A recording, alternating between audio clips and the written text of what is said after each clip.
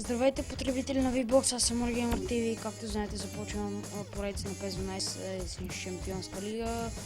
Така, започвам с отборът на Манчестър Юнайтед. Доста силен отбор избрах, казах, че няма да избирам толкова силен отбор, но просто един човек ми предложи така и ще го послушам. Ще играм на регула 5 минути. Така, нека видим с кой ни е първият матч. С Лио. Така, съставът мисля, че няма да го правим, защото мисля, че е доста класен. На регулар все пак играем на средната трудност. Така, нека видим се какво ще случи този матч. Като цяло мисля, че съм доста запознат с отбор на Манчестър Юнайтед и нека сега какво ще случи. Ето, че и нашият сънародник е в игра, Бербатов. Това е доста добра новина все пак. Знаете, той въобще не влезна. Има матч този сезон за миналият сезон, по-точно за Манчестър, доста така малко игра. Но все пак Бербатов сега ето, че нашият сънародник създава опасна атака по фланга, която води до аут и така.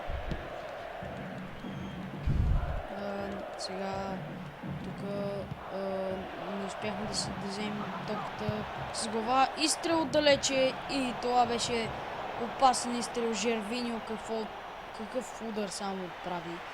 Можеше да застраши вратата на Дехия, който е неубедителен в тези намеси.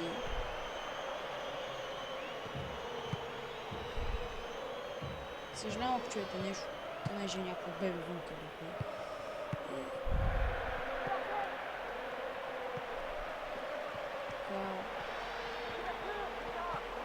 Сега атака Фердинанд остави човекът непокрит. Какво ще се случи там? И ето, че Дехия този път е с доста убедителна намеса. Дехия този път беше просто изключителен. Тук никакъв фаул срещу Бербатов. Доста грубо нарушение стана и сега Луишна ни с уникална намеса, но там се намесва и играч. Ето, че има и фаул в тази ситуация. Така, ще се опитам с удар, защото няма как да го дам. Тоест центриране вътре и там нищо не се получи. Така, сега враз срещу Езард. Така, сега какво ще случи? Карик и доста убедително намеса на Карик. Видиш сега. Ето, че и опасният Руни атакува в момента. Руни, какво ще направи Руни? Виждате го просто колко опасна машина е той за Лио. Просто защитата този път не можа да се справи. Тоест блокира го един път, но Руни е доста здрав футболист и не се остави толкова лесно. Сега Бербатов. Какво ще направи Бербатов? Добре проби отново там, но за съжаление пасно беше пресечен.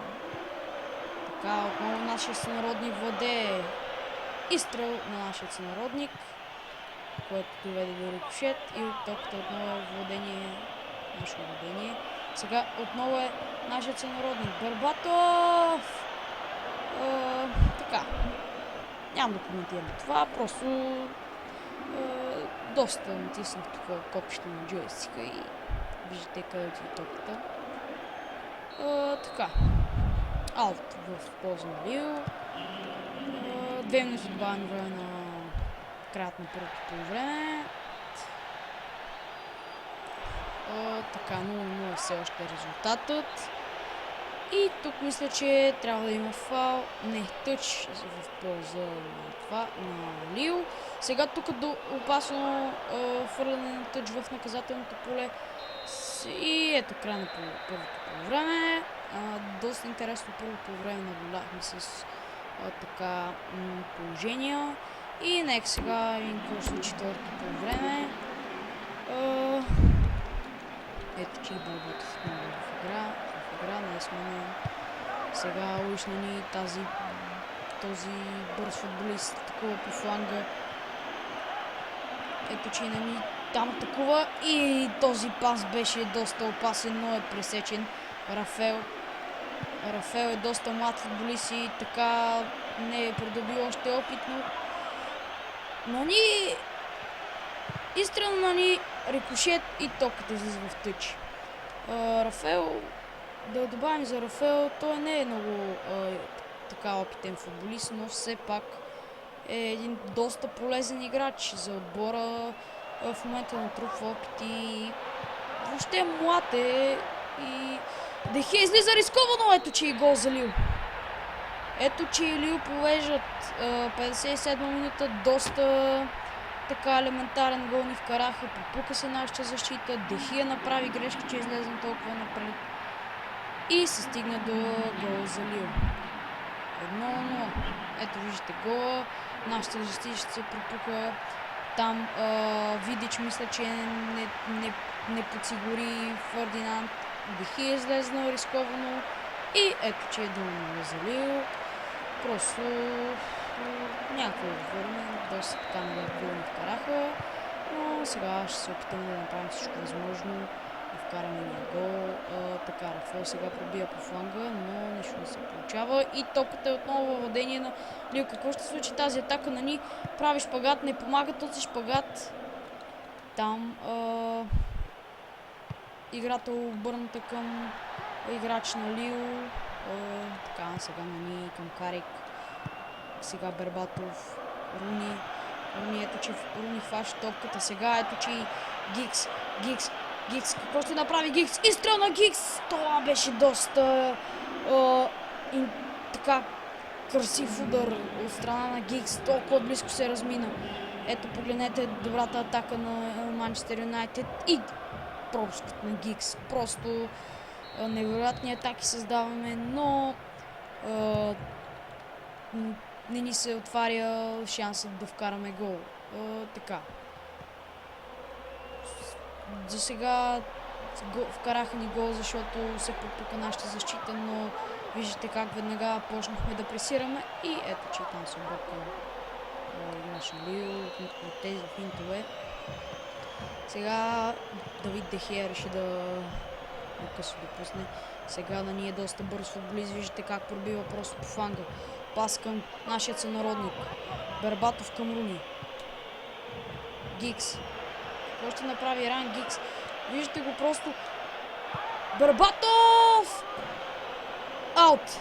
Това е поредният така застрашаващ удар за Лил, който прави нашият сънародник, но доста неточен удар. Просто нямаше как да... Ето, виждате статистиката 7 шута на 3. Просто това е доста нелепо. От 7 удара да няма нито един гол. Лил са ни отправили само... Ето, че и нашият сънародник атакува доста добре. Тук преодоля защитник на Лил. Сега Бербатов. Какво ще направи Бербатов? Нищо. Тоест направи доста, но просто нямаше кой да му се предложи там. И сега отново е Бербатов. Бербатов настъпва топката, опитва се финтове. Сега Флечър. Изстрел на Флечър и ето, че и това беше един точен изстрел, който застраши отново Лил.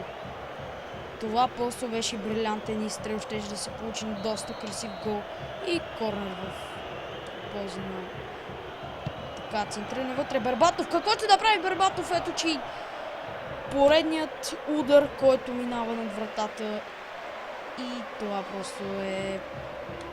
Просто нямам думи. Такива пропуски правим. 88 минута, просто налепи. Така, ето, че и Бербатов отново взима топката. Бербатов, Руни сега владее. Какво ще направи Руни? Изстрел на Руни над вратата. Край на матча. Ето, че Илио печели в този двубой. така ето статистиката. 10 удара в чертанията. Просто Юнайтед надиграха съперникът Лил, но за съжаление от нелепа грешка в защитата се стигна до 1-0 и така се преодоляха. Така ни преодоляха, извинете ми за тази грешка. И това е, надявам се следващия епизод да се представя по-добре. Довиждане, надявам се да ви е харесал епизода, макар че е панах с 1-0. Все пак и аз се давах положения, доста добре играх според мен не. И това беше и от мен за този епизод. Надявам се да ви харесва. Както казах, довиждане, харесвайте, коментирайте и това беше от мен. Довиждане и до нови срещи. Чао, чао!